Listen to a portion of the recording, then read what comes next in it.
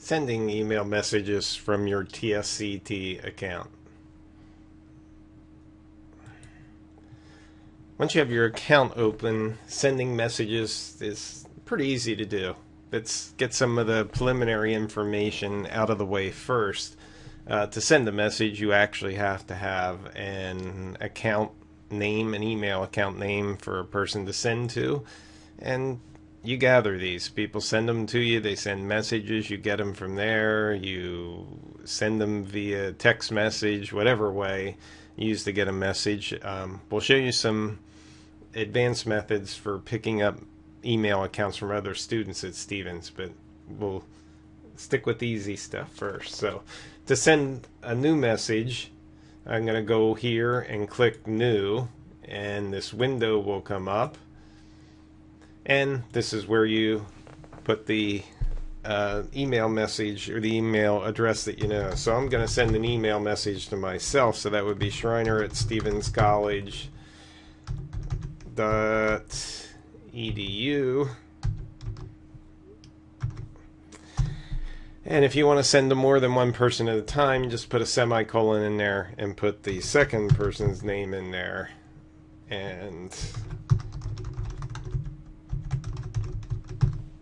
that will allow you to send to multiple people where you actually know the address. I'm going to fix up my bad typing here so that we actually have some valid addresses and we have two people to send to at this point.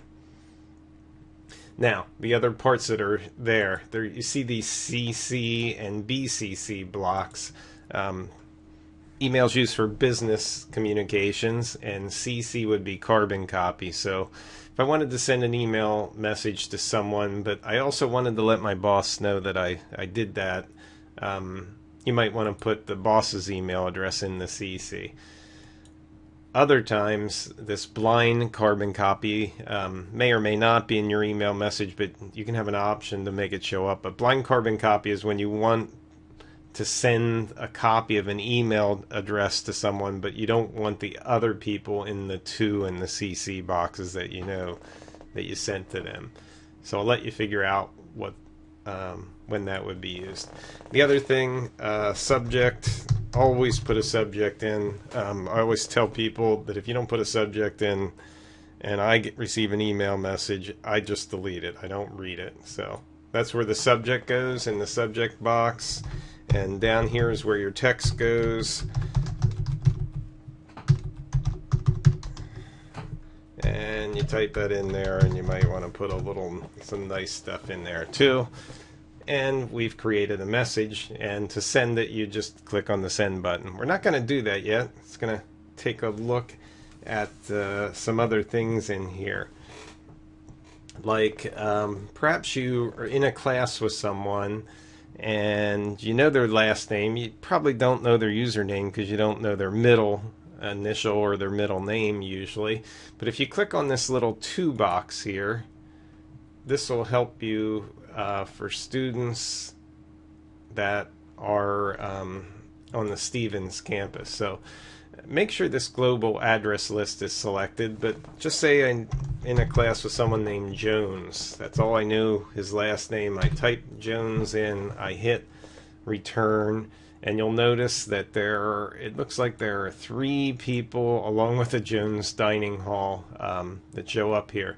So I decide, that must be the Jones that I'm in. If I select that person and click OK, let's try that again. I'm going to go to 2, I'm going to click Jones, and I probably should have hit return. So it's there, I hit enter. You'll notice that their name shows up in the to box. Now I could put them in the carbon copy box by selecting them and hitting enter. Then I click OK, and it adds those people's names to there. Now I'm going to take those names out of there because I don't want to send email messages to these people. So I'll right click and remove them. I'll right click on that name and remove it, and I also don't want to send it to this person either, so I'm just going to send a test email message to myself. So you can see that as long as the people are on the Stevens campus, these boxes help you find email addresses that you might not know. Last thing that we'll do, once again, many other features, but one last thing I want to show you to make sure you do. The other thing that you do a lot of times is you want to send an attachment, and an attachment might be like a Word document, an Excel document, a picture, a movie, a PDF document. If you click on this paper clip, and once again the window's going to get a little weird in size here, but if you click on that paper clip, it'll let you select a file. You go out and search around in your hard drive, select the file and put that in there, click OK, and you'll see an attachment show up in your email message to be sent with your message. It's that easy. You can select multiple files too and send them. I'm going to not send an attachment to keep it there. One last detail with attachments is that students are limited to 10 megabytes of attachment size. If you send bigger than that, the message won't go. So you can't ever have more than a 10 megabyte file on an attachment. This has to do with limited amount of disk space on the email system. Click the send button, away goes your message. In fact, I sent it to myself. You can see it show up here. And that's how you send messages, that's how you use attachments, and that's how you find email accounts for students that are also Stevens students.